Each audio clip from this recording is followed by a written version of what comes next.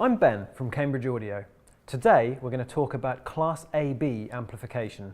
An amplifier's job is to take a weak audio signal from a music player and boost it to generate a signal that's powerful enough to drive a speaker. There are usually two parts to an amplifier.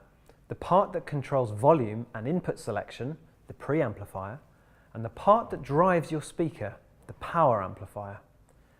In an integrated amplifier, the preamp and power amp sections are combined in one box or chassis. A power amplifier is essentially a push-pull device.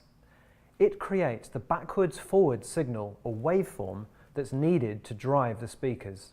In Class B and Class AB amplifiers, this backwards-forwards waveform is created by a pair of output transistors, one in the positive domain and one in the negative. These positive and negative transistors take turns to switch on and off, meaning that the current flows from one to the other, from positive to negative, and back again as the transistors continue to switch on and off. The problem with a Class B amplifier is that each time the current is switched from positive to negative, it is reduced to zero before crossing over. This is known as the crossover point. At this point, both of the output transistors are in their off positions before one of them switches back on to receive the current from the other side.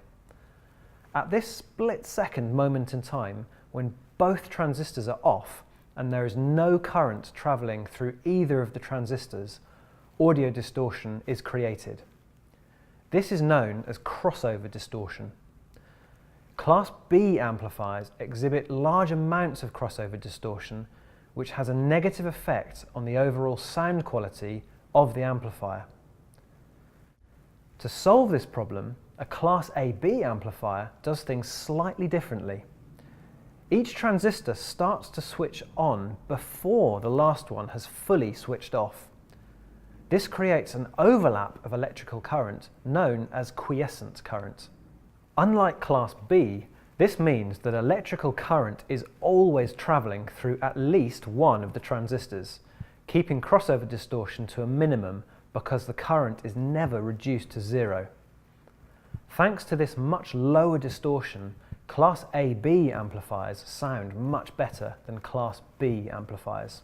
A simple analogy is to imagine playing with a ball. My hands are the positive and negative output transistors, and the ball is the current. With Class B, I throw the ball or current from one hand to the other.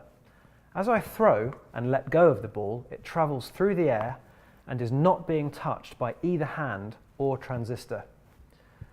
With Class AB, instead of throwing the ball, I pass it. Because the ball is always being touched by one hand and is never fully let go of, it's never out of control.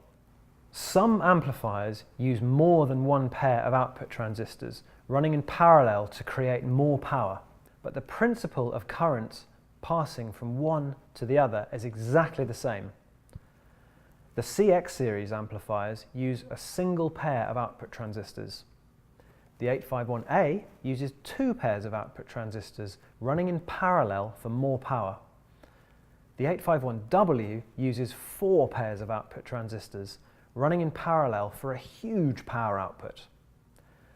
Because of its lower distortion and superior sound, Cambridge Audio amplifiers all use Class AB amplification.